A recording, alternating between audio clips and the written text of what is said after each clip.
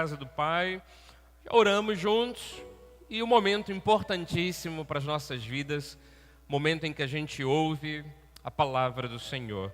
Convido você a abrir a sua Bíblia no livro de Hebreus, capítulo 9. O título da mensagem hoje é Eternamente Salvos.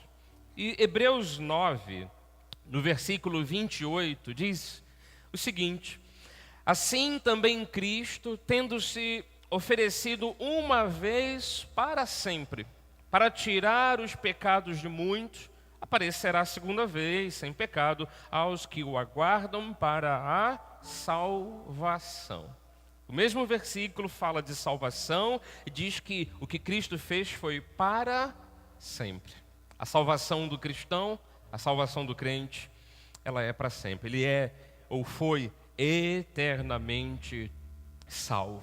Essa é a nossa condição de resgatados, de remidos pelo sangue de Cristo. Damos glórias a Deus por isso, agradecemos de todo o coração e aproveitamos até este momento para pedir ao Senhor: Senhor, fale as nossas vidas por meio da Tua palavra.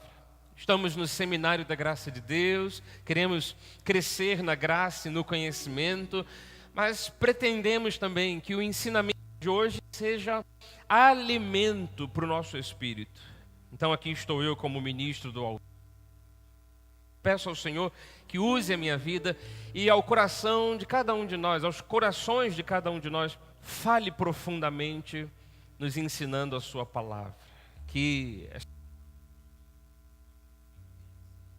para a nossa vida espiritual se torne segurança para aquilo que aguardamos, os céus, a eternidade, a vida junto do Senhor para todos sempre. Estamos aqui submetidos à Tua voz, fazemos isto no nome de Jesus. O povo de Deus diga amém, amém, amém. Obrigado, nosso maestro.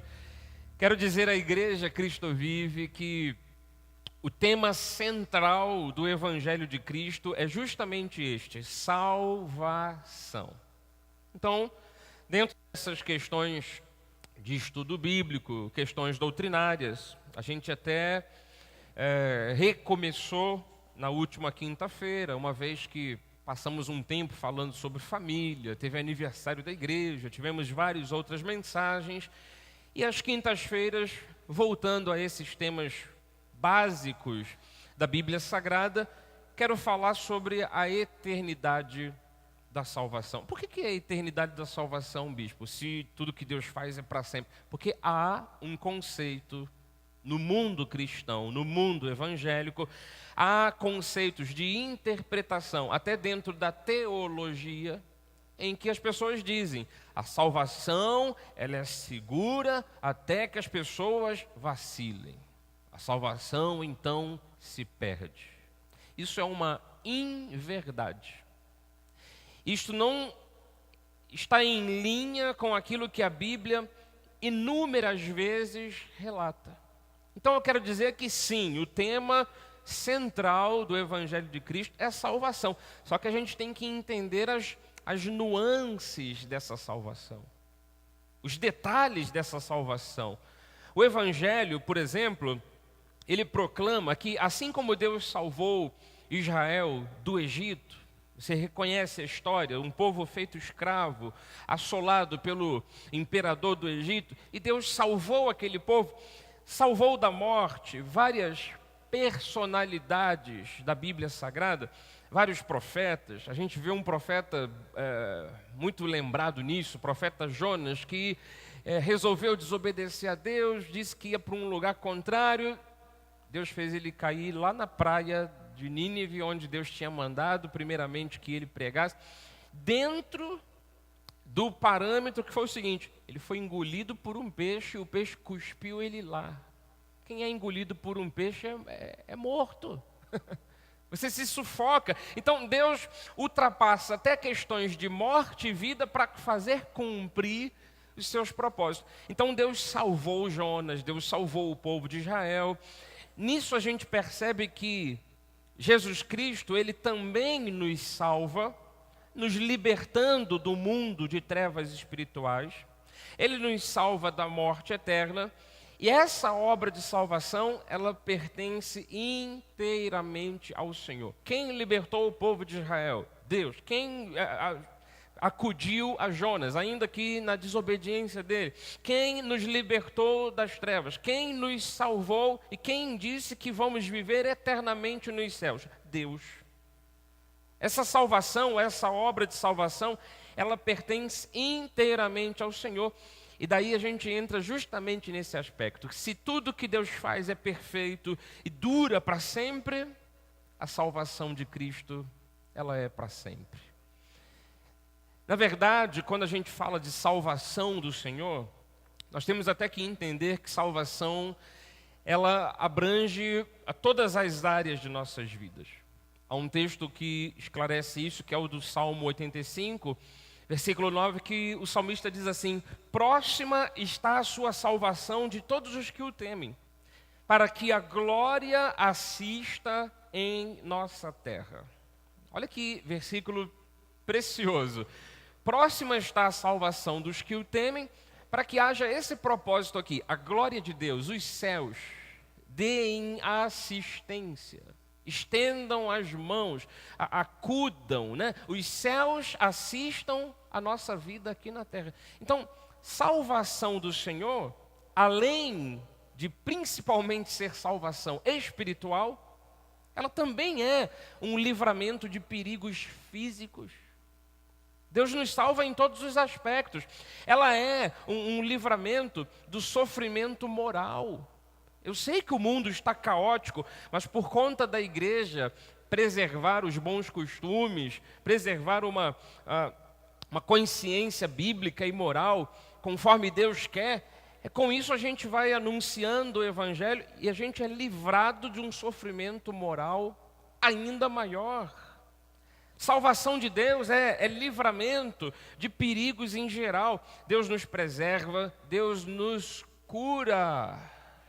Deus nos dá sustento, Deus coloca paz no nosso coração, além, volto a dizer, de principalmente ser salvação espiritual.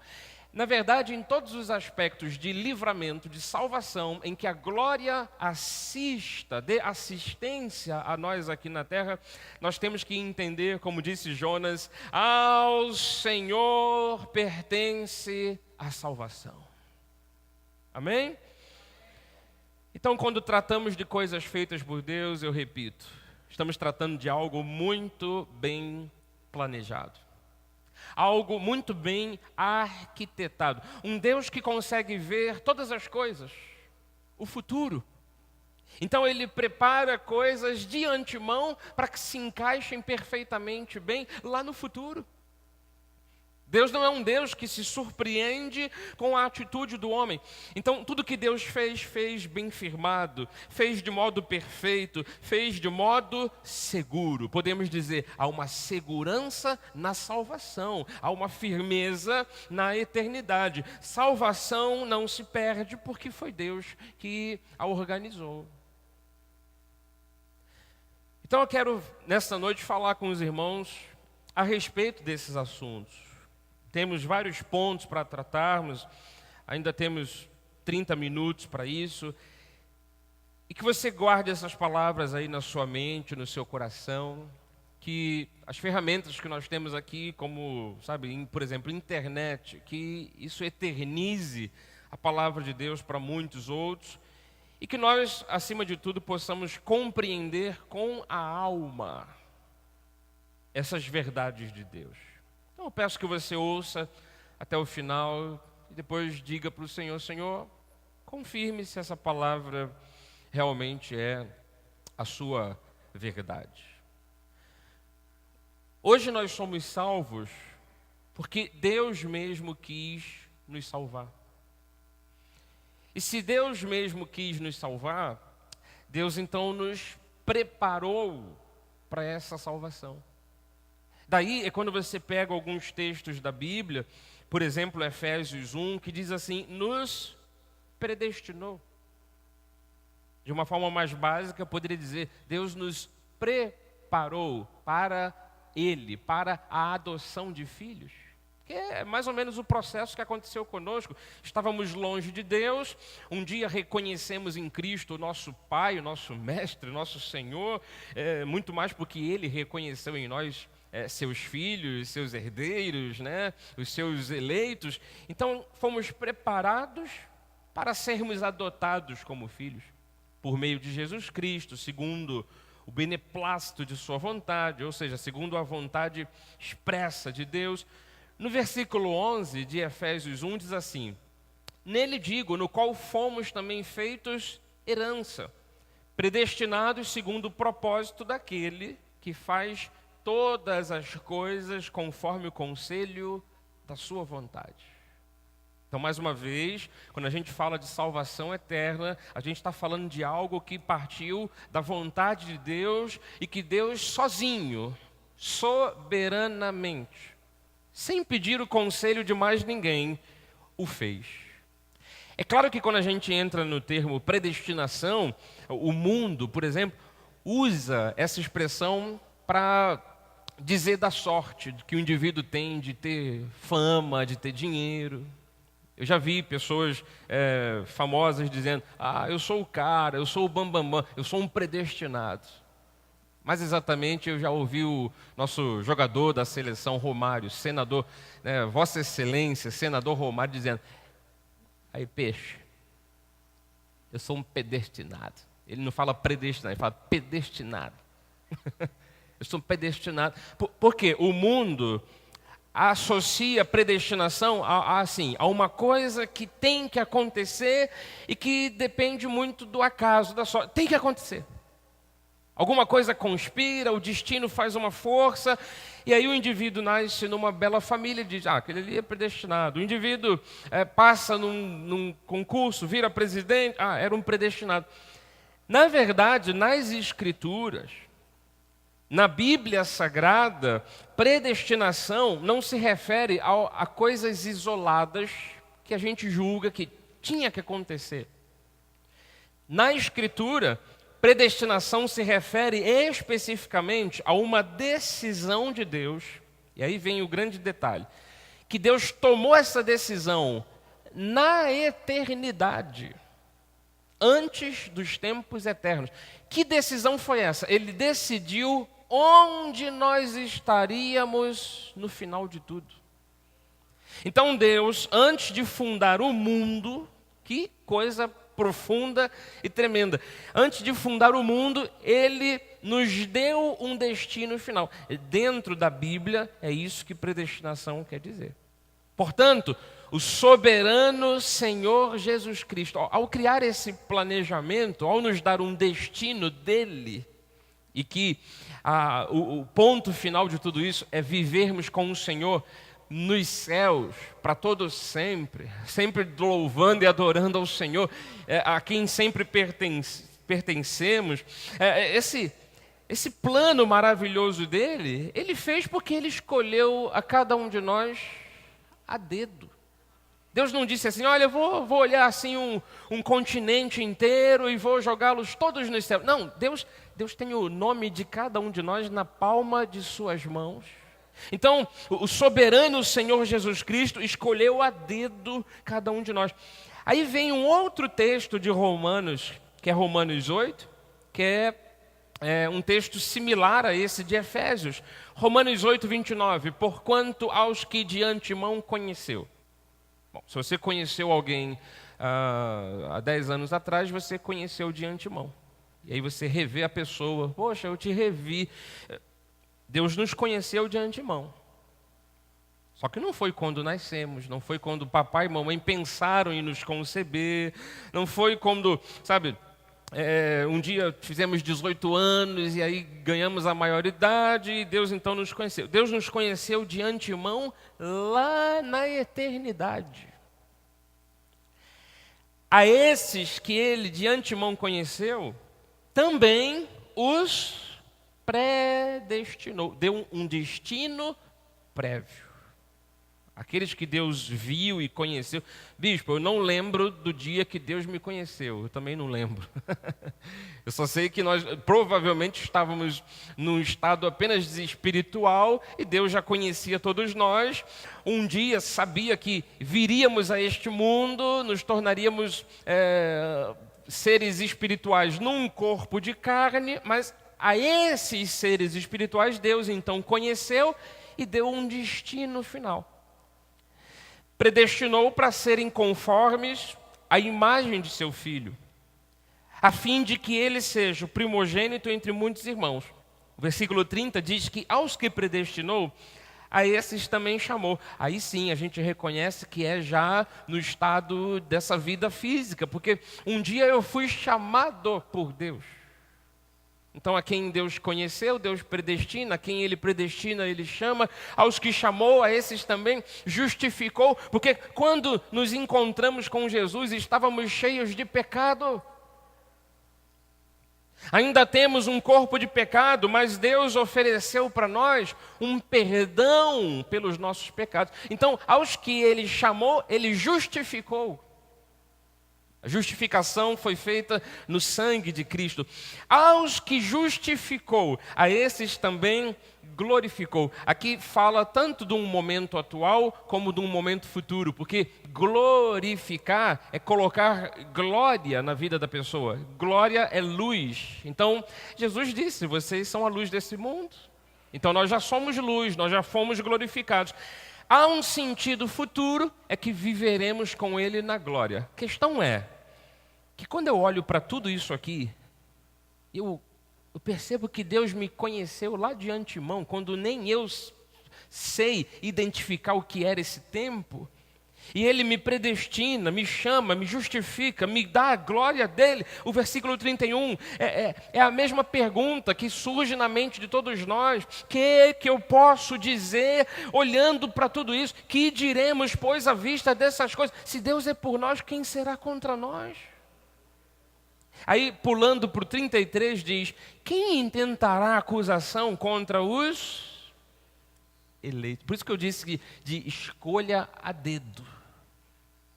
Deus sabe quem são cada um dos seus eleitos e quem vai propor acusação contra os eleitos de Deus, se é Deus quem os justifica, é Deus quem os chama para a sua obra. Bom, por que eu estou falando desse aspecto importante da Bíblia? Porque você é um eleito do Senhor, Ele te escolheu a dedo, Deus sabe o que faz, e quando a gente percebe o plano de nos dar um destino preparado, a gente percebe que a salvação que ocorreu, ela não se quebra, porque o destino está preparado. A decisão de Deus tomada aqui, em relação ao futuro, ela não pode se esvair no meio do caminho. Ai, mas se os crentes vacilarem, Deus tira a salvação. Não há vacilo tão profundo, tão grande, que faça Deus nos tirar a salvação. Ah, mas se uma pessoa viver pecando o resto da vida, e ela achar que é salva, eu acho que ela está enganada em relação a achar-se que é salva. O salvo, ele não vive pecando. O eleito não vive pecando. Até porque uma das coisas maravilhosas que acontece na vida de quem Deus resgata, e com toda essa justificação, uma consciência nova acontece. A pessoa, ela não quer mais viver na contramão de Deus. Então não existe essa justificativa de que, uma vez eu ouvi de um pastor, o pastor disse para mim, é o seguinte, olha, eu creio nessa predestinação, mas eu só não prego porque as pessoas vão sair pecando. Eu disse, como, pastor? Na verdade, há todo um processo de regeneração, há todo um processo de renovação da nossa mente, do nosso coração. O indivíduo salvo eternamente, ele tem um coração novo, ele é nova criatura, ele tem a mente de Cristo. Se ele resolve sair pecando, primeiro que ele vai ser disciplinado por Deus, mas depois ele cai numa consciência mais profunda, ele diz, eu não quero viver na contramão de Deus. Então não existe essa possibilidade. Na verdade, a pessoa que é salva por Cristo, ela torna de alguma forma apaixonada por Cristo. E não porque ela se apaixonou, porque viu alguma coisa muito especial, mas porque ela recebeu de Cristo, ela recebeu de Deus. Sabe, o maior ou o melhor dos, eu costumo dizer aqui, dos galanteios. Ele nos conquistou. Eu fui conquistado por Cristo. Jeremias, o profeta, fala disso quando ele diz assim: de longe se me deixou ver o Senhor. Primeiro, a janela que se abriu para que nós, de longe, pudéssemos ver o Senhor, foi Ele que abriu. Então foi Deus que abriu a janela e disse: ei, psiu. Ele foi o melhor galanteador. Romance, sabe, é com Deus. Ele sabe como atrair o coração de alguém. Então ele olhou de longe.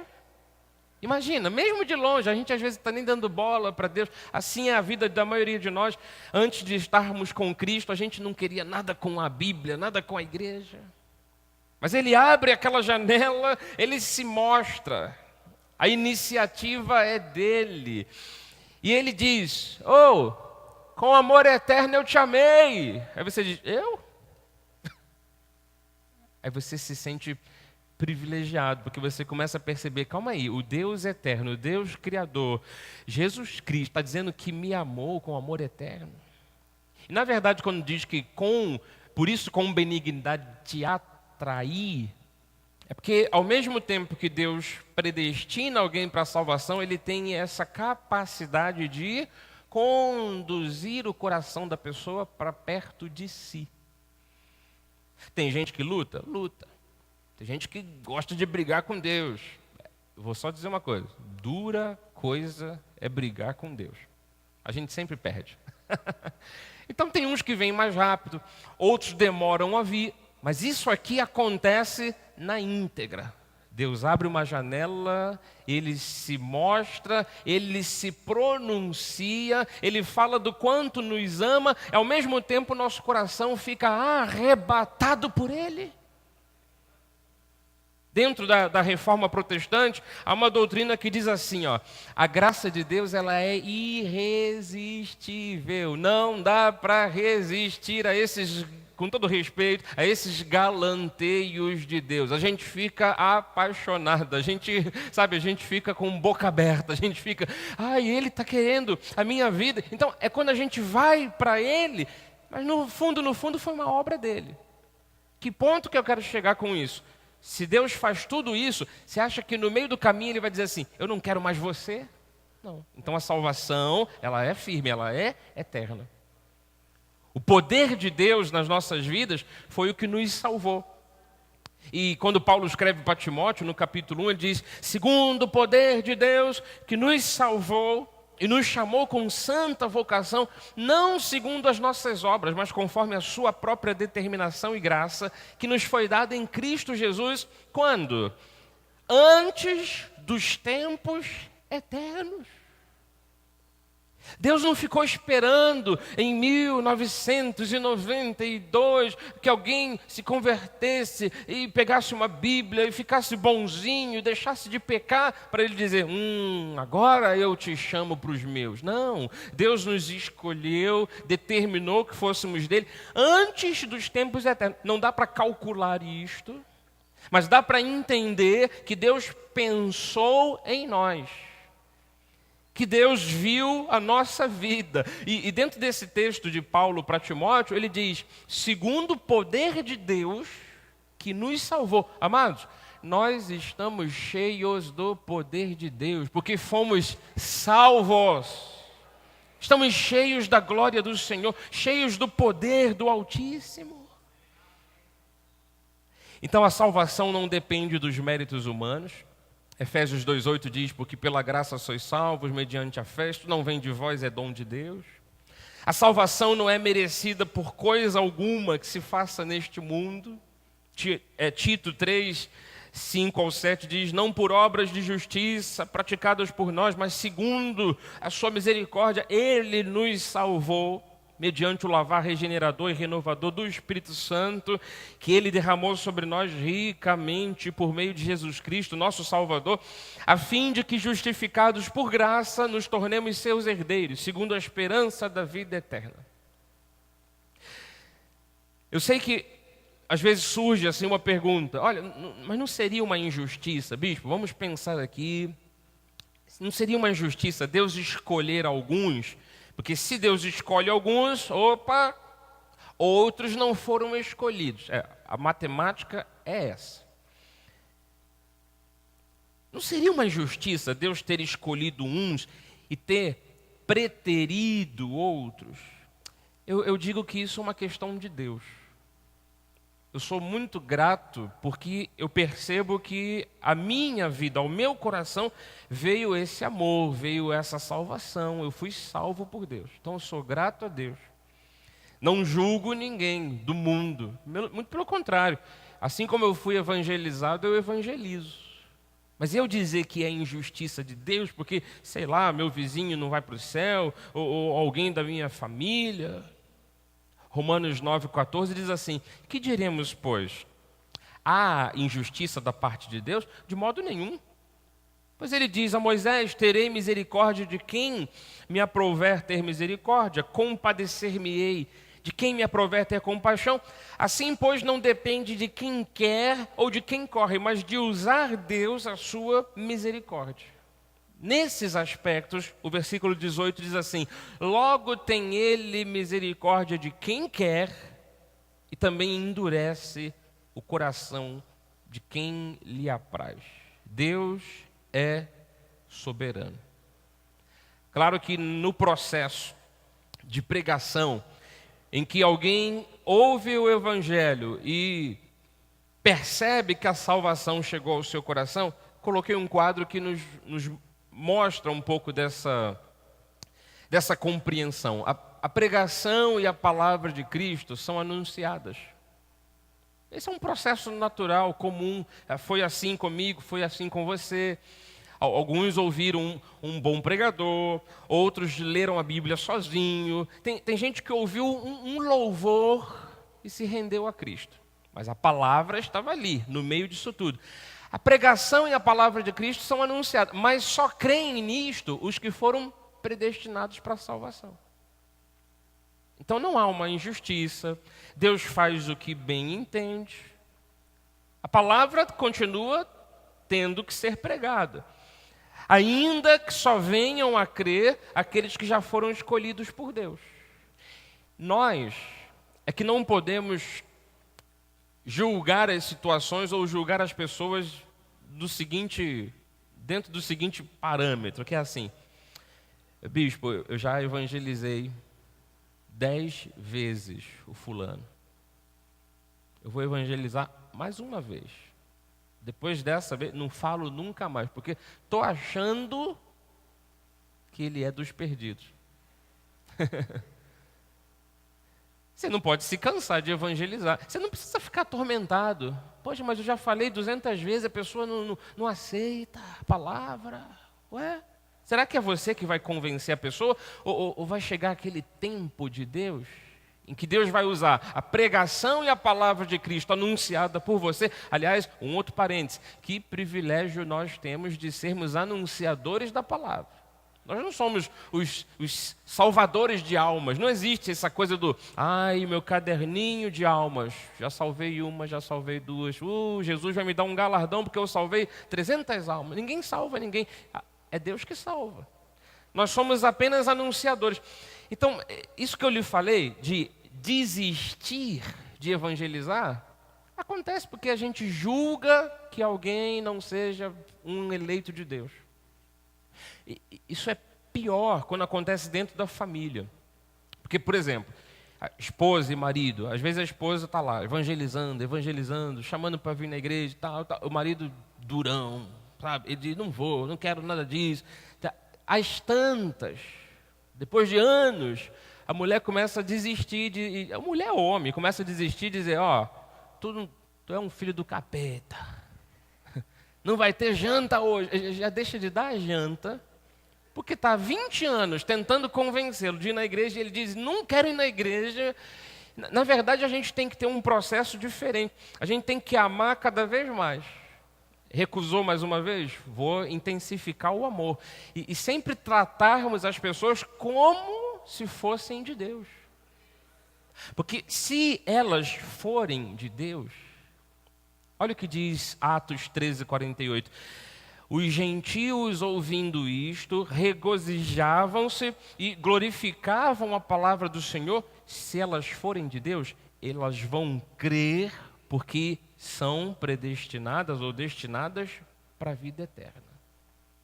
Ah, mas eu não suporto mais 50 anos evangelizando alguém da minha família. Ué, você é apenas um anunciador? Os gentios, ouvindo isto, regozijavam-se, glorificavam a palavra do Senhor, creram todos os que haviam sido destinados para a vida eterna. Bispo, calma aí, bispo, mais uma perguntinha. Se alguém ouvir a palavra por 80 anos e não se converter, onde é que fica a soberania de Deus nessa história? Deus manda um pregador, Deus manda outro, Deus manda a família, Deus manda muita gente para evangelizar. Onde é que fica a soberania se a pessoa ouve a palavra, ouve boas palavras, ouve bons pregadores e não se converte? Onde fica a soberania de Deus? Intacta. Soberania de Deus? Intacta. Porque eu tenho duas respostas para esse tipo de pergunta. Alguém ouve a palavra e não se converte. Resposta número 1. Ou não chegou o momento de Deus na vida dessa pessoa. E aí em Atos 16:14 diz que certa mulher chamada Lídia, da cidade de Tiatira, vendedora de púrpura, temente a Deus, nos escutava. Temente a Deus porque era religiosa. O Senhor lhe abriu o coração para atender às coisas que Paulo dizia. Paulo estava ali como anunciador, mas foi Deus quem abriu o coração dela para ela atender a palavra. Então eu tenho duas respostas. Ou não chegou o momento de Deus abrir o coração daquela pessoa. Eu não posso calcular isso e julgar quando foi ou quando será o tempo de Deus abrir o coração da pessoa. Eu não posso dizer que aquele tempo passou. Eu não posso dizer que já não resta mais esperança. Eu tenho que pregar a palavra. Um dia a pessoa se converte. Ah, mas vamos ver aqui, bispo, histórias já do século passado, de gente que já morreu. Fulano nunca recebeu a palavra. Sempre foi do contra. E ainda maltratava crente, matava os crentes, arrancava as cabeças dos crentes. Era um demônio. Aí é a outra resposta que eu tenho. A soberania de Deus continua intacta. Deus não fica trêmulo, porque eu mando tantos pregadores e quanta gente não me recebe. Deus não fica assim, não. A segunda resposta, eu quero usar João 10:25, é que essas pessoas que ouvem a palavra e não se convertem, não fazem parte das ovelhas de Jesus, porque ele disse, já vou-lo disse, não credes, as obras que eu faço em meu nome, em nome de meu Pai testificam a meu respeito, mas vós não credes porque não sois das minhas ovelhas. Palavra duríssima, palavras duríssimas de Jesus para um grupo de religiosos que ele estava dizendo, olha, eu só estou fazendo milagres aqui, só estou ajudando as pessoas, e vocês acham que eu sou o Belzebu? Então vocês não acreditam porque vocês não são das minhas ovelhas. Então tem esse aspecto. Mas aí você vai evangelizar a pessoa até o leito de morte. Se ela não quiser Cristo é porque não se operou salvação no coração dela. E mesmo no leito de morte, tem aquele momento às vezes sublime que a pessoa diz, olha, gastei a minha vida toda, mas eu quero essa vida cristã. É ou não é? Quantos testemunhos a gente vê? A pessoa está para morrer e ela então recebe a Cristo. Porque quando chega o tempo de Deus na vida daquela pessoa, daquela ovelha, não tem como resistir.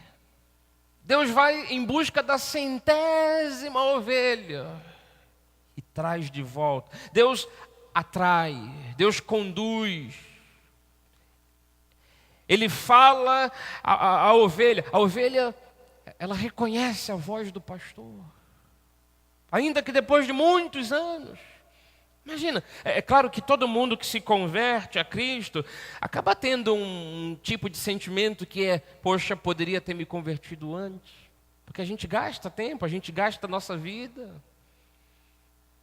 Eu me converti aos 16 anos de idade, eu já tenho hoje mais tempo de crente do que de não crente. Eu fico pensando, eu disse aqui domingo, eu queria ter nascido dentro da igreja, na família evangélica, já dentro ali das regras de Deus.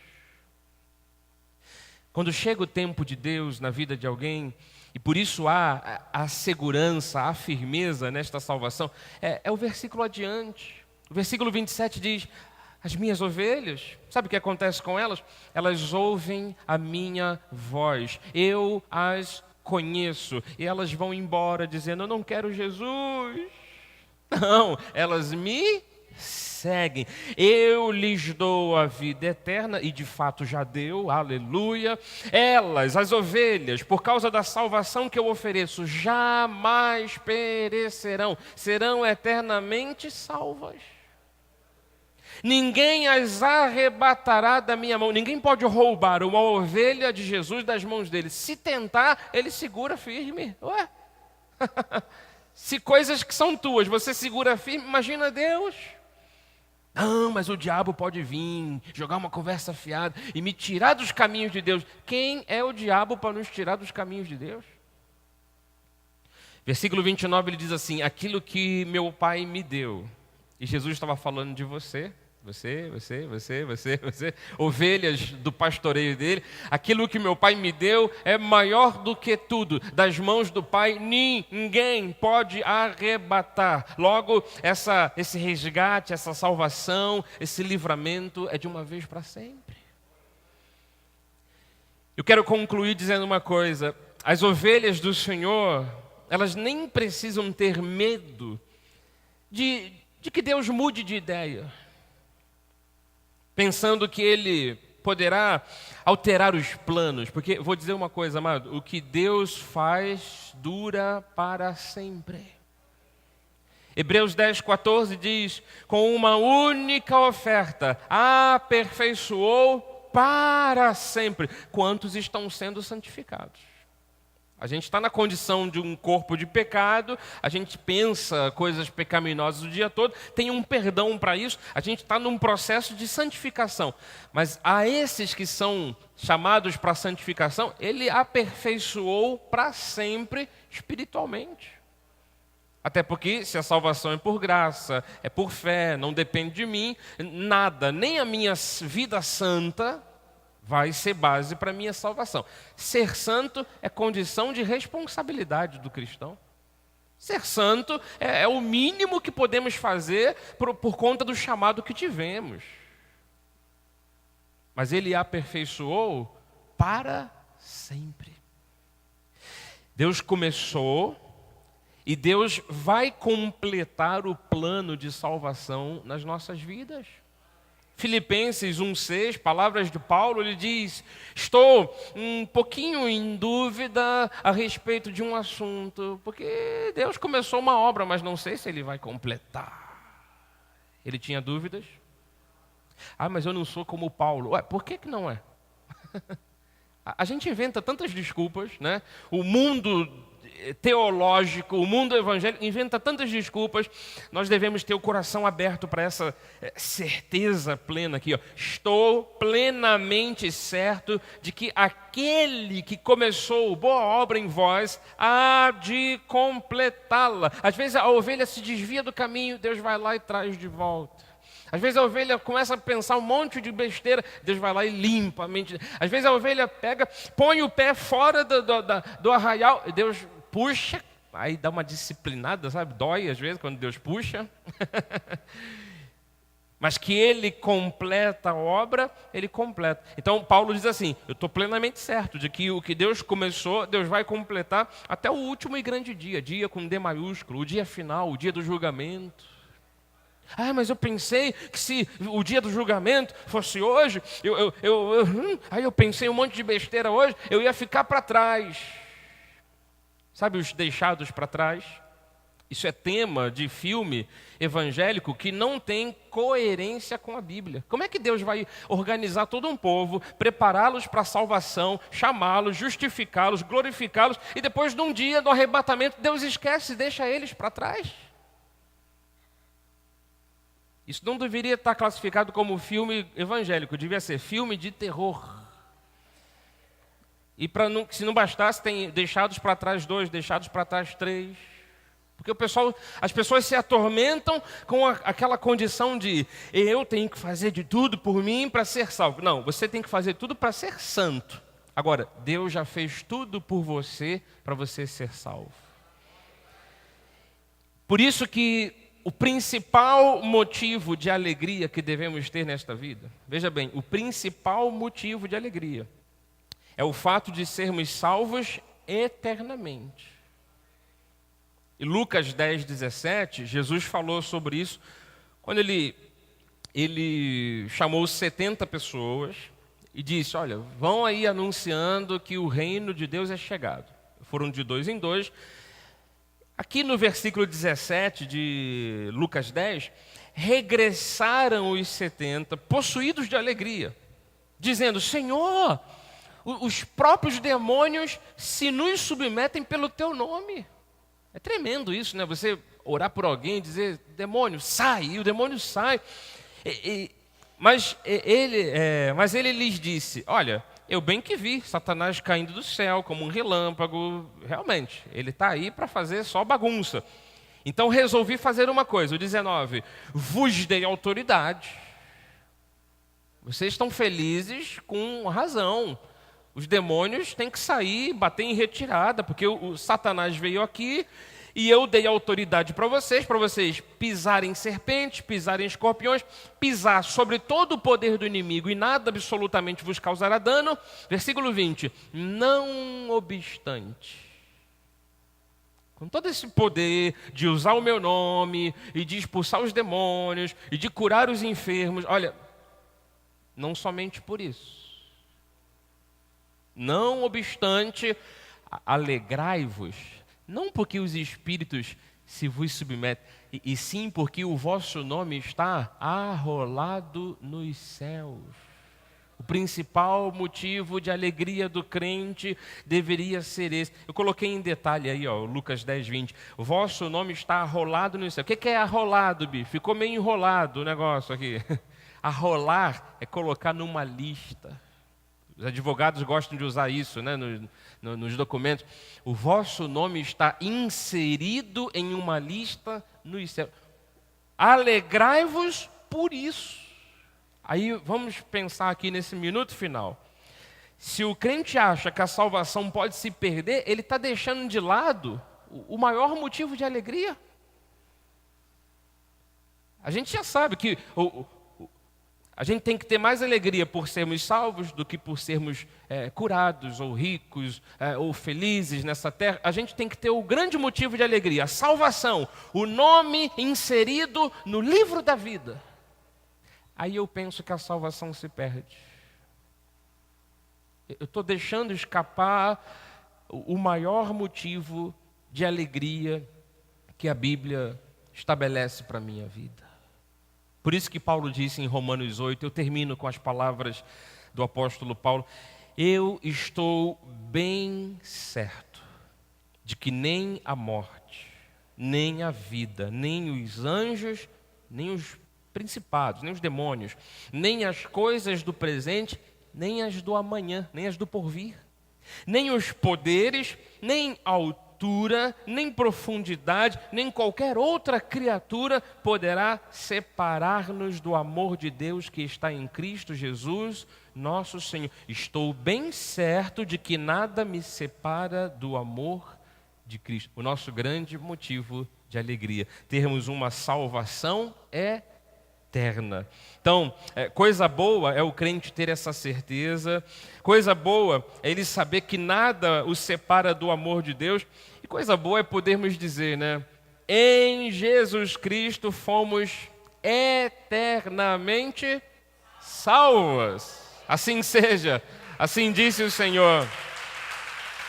Eternamente salvos.